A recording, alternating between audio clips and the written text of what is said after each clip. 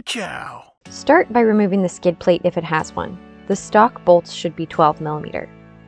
Get the coolant draining out of the radiator using the radiator petcock. While you're down here, also undo the plastic clip on the fan shroud. Then remove the upper radiator hose. Move the radiator overflow tube out of the way. Remove the 4 10mm bolts holding the fan shroud to the radiator. Remove the 4 12mm nuts holding the fan to the fan pulley. Mine were rusty, so I sprayed them with a little PB blaster and used the double wrench trick with a rubber hammer.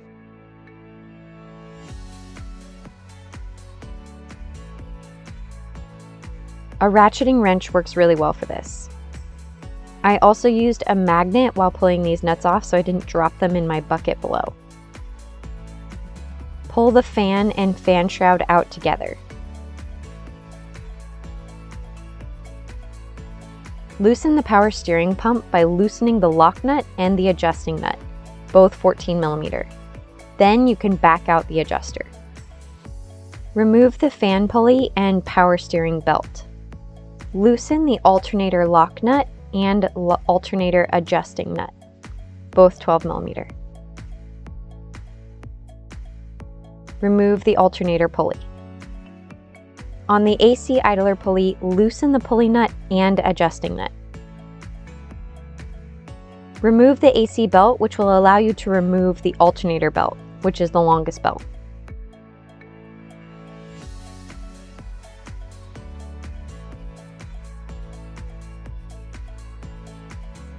Remove the 6 10mm bolts holding the timing belt upper dust cover on and disconnect the electrical connector. You'll also want to remove the holders for the spark plug wires.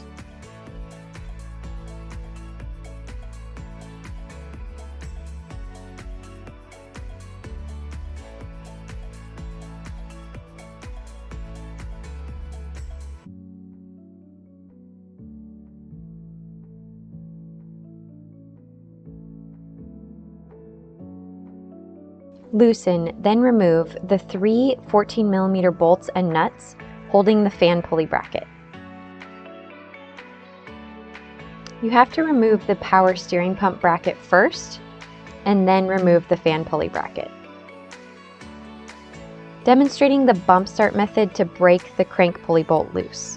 Make sure to remove the fuel fuse so that the engine does not actually turn over. Set a 19mm deep socket up on a breaker bar against the frame and use the engine to break the bolt loose. You just crank the engine for a split second and then turn the key back off. This didn't work for me, so I actually had to remove the radiator. You can skip to 3 minutes 41 seconds if you didn't need to remove the radiator. To remove the radiator, you're going to start by pulling the 2 transmission oil cooler lines. I plugged them with some spare bolts and tucked them up out of the way. There are 10mm bolts holding the radiator to the radiator core support. If you can fit your hand in between the grill and the core support, you don't need to take the grill off.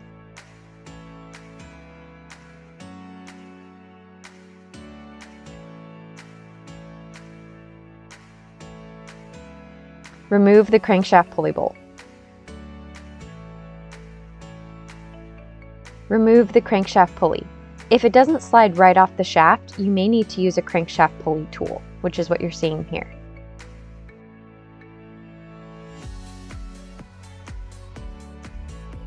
Remove the lower timing belt dust cover. It's 4 10mm bolts.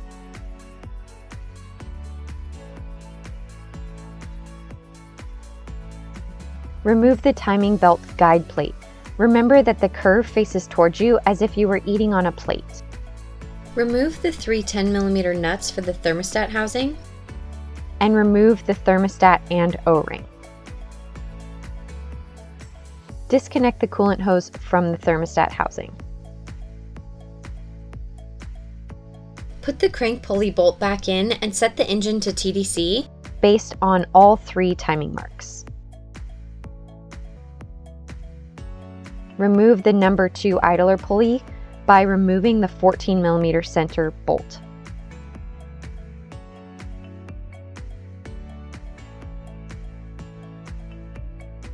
Remove the timing belt.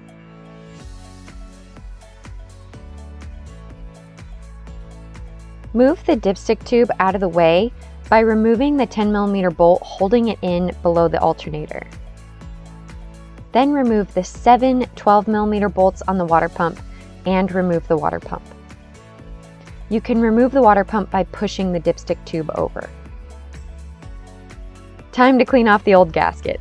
I like to plug the holes with paper towels, then use a combination of a plastic straight razor, a metal straight razor, and a brass wire brush.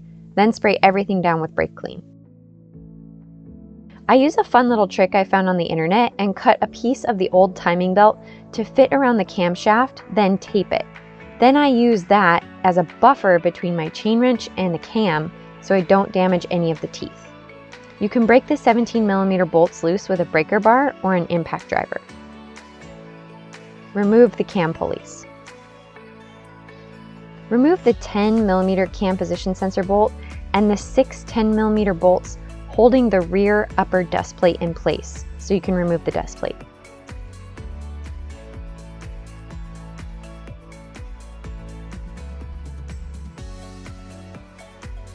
I have this very fun camshaft seal removal tool that I love. I'll put the link in the description.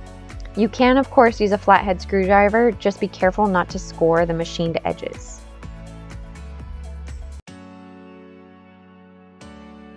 Do the same thing for the other side.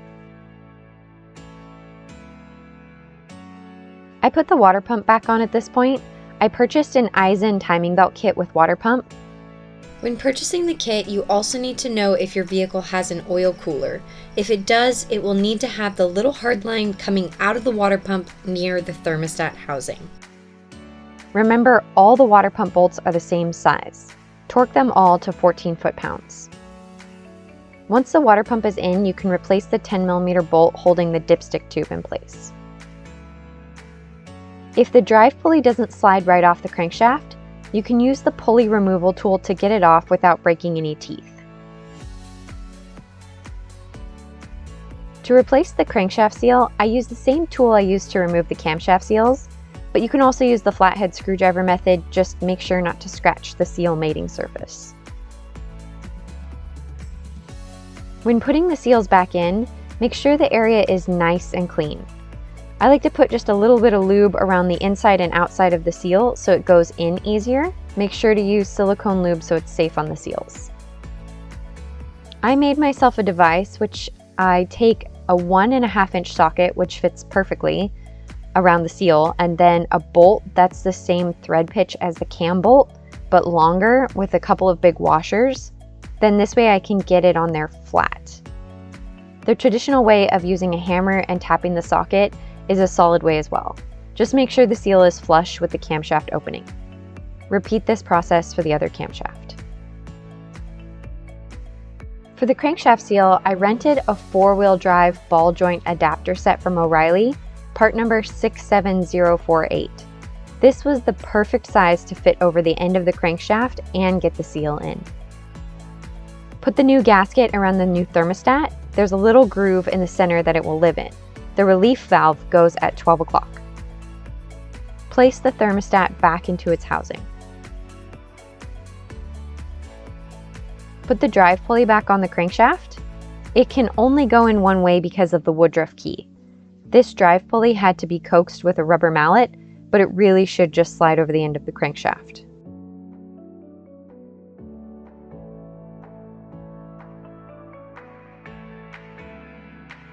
Clean it really well and put the rear dust plate back on. The bolts should be hand tight or about 5 to 7 foot-pounds. There is one long 10mm bolt, and that goes to the camshaft sensor. I like to start all the threads, then tighten them in 2 steps, one finger tight, then one hand tight with the wrench.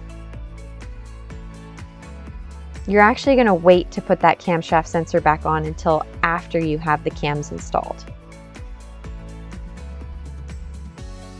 Put the cams back on using the same technique as taking them off. I believe they're marked with an R and an L, so you can't mess this up.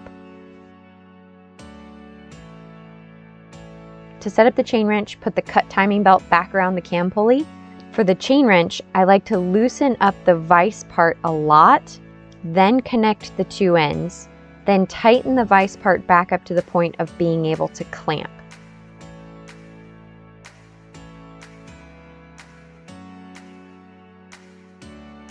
I set my chain wrench up against a stud on one side and the upper radiator hose inlet on the other side. You're going to torque the two 17mm cam bolts to 81 foot-pounds.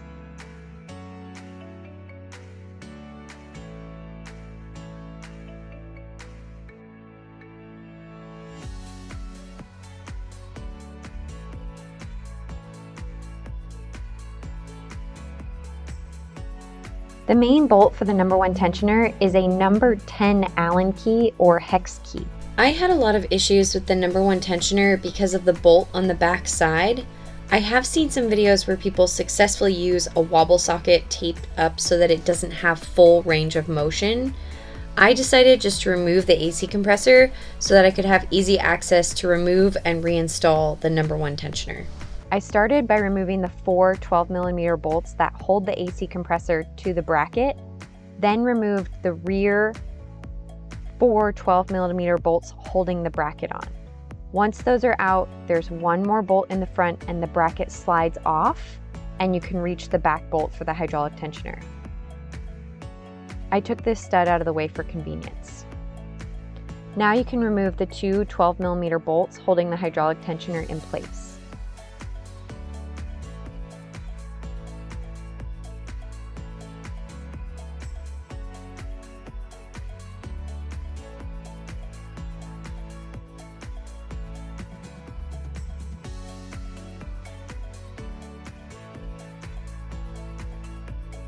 When placing the new hydraulic tensioner, there's a groove it must fit in. The two 12mm bolts get torqued to 20 foot-pounds. Replace the AC compressor bracket. The four 14mm bolts that go to the cylinder block are 35 foot-pounds. Replace the four long 12mm bolts from the AC compressor to the AC compressor bracket. These are torqued to 18 foot-pounds. Replace the number 1 tensioner and torque the size 10 hex bolt to 26 foot-pounds. Replace the number 2 tensioner and torque the 14mm bolt to 30 foot-pounds. Make sure all timing marks are aligned before you begin to put the timing belt on. The timing belt has a mark for the right cam and a mark for the left cam. Right is passenger side, left is driver side. When you begin to place the timing belt, the book suggests you begin at the drive pulley. I like to line up the left cam and take all the slack off of that side all the way to the drive pulley.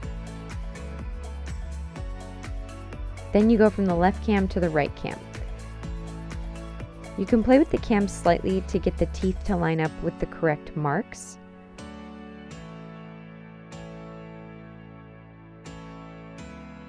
Once the belt is on both cams, make sure all the slack is out from between the two of them and the marks are still aligned.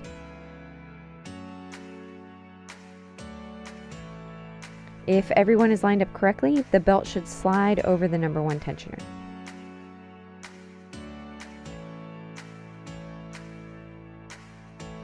You can now pull the grenade pin on the number 1 tensioner. Put the 19mm crankshaft pulley bolt back in the crankshaft and rotate the engine clockwise by hand through 2 full rotations. After the 2 full rotations, check all the timing marks are still lined up.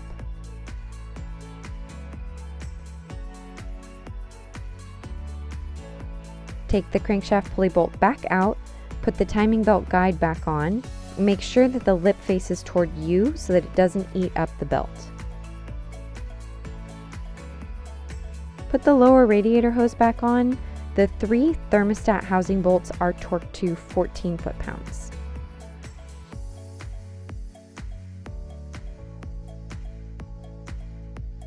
Remember to put that stud back in that we took out for convenience. Put the lower timing belt dust cover back on. The bolts should be hand tight or 5 to 7 foot-pounds. Put the crank pulley back on. It can only go on one way because it has to line up with the woodruff key. Put fresh oil on the crankshaft pulley bolt threads. You will need the proper crankshaft pulley bolt holder. I'll put a link in the description. Thanks to all the amazing Toyota forums, I can describe the difference in the torque values for the crank pulley bolt depending on what year your engine is. 1998 and older are 184 foot-pounds, and 99 through 2002 are 217 foot-pounds. The bolts should also have a physical difference. The 184 foot-pound bolt has a large flange that is a part of the bolt head. The 217 foot-pound bolt has a large floating washer. Put the fan bracket back on. These 14mm bolts get torqued to approximately 14 foot-pounds. Put the power steering pump bracket back in since it lives on one of the studs of the fan bracket.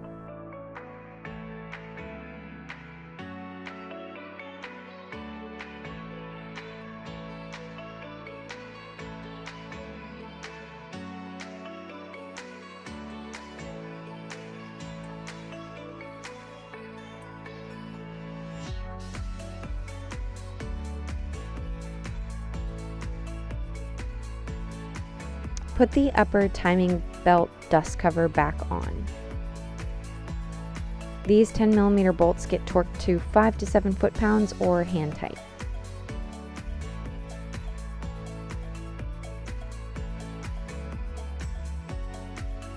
Put the radiator back in and remember to connect those lower cooling lines. The power steering pump to power steering pump bracket 14mm bolt is 31 foot-pounds. The power steering pivot bolt is torqued to 32 foot-pounds, and the lock nut for the adjuster is also 32 foot-pounds. The lock nut for the alternator gets torqued to 25 foot-pounds. The pivot bolt for the alternator gets torqued to 38 foot-pounds, and the AC pulley nut gets torqued to 29 foot-pounds. Put the fan and fan shroud back in. Torque the 4 fan pulley bolts to just past hand tight, around 10 foot-pounds. Put the upper radiator hose and coolant overflow tube back on. Remember to refill the coolant and burp the system. Put the skid plate back on just past hand tight, around 10 foot-pounds. Make sure all your tools are out of the engine bay, then fire it up and check and listen for any irregularities. Then pat yourself on the back and celebrate. Great job. Thank you so much for watching. If you found this video helpful, please like, comment, and subscribe below so we can help other people find this video. I offer automotive education and consulting, so if you need help completing this job, my contact information is in the description below.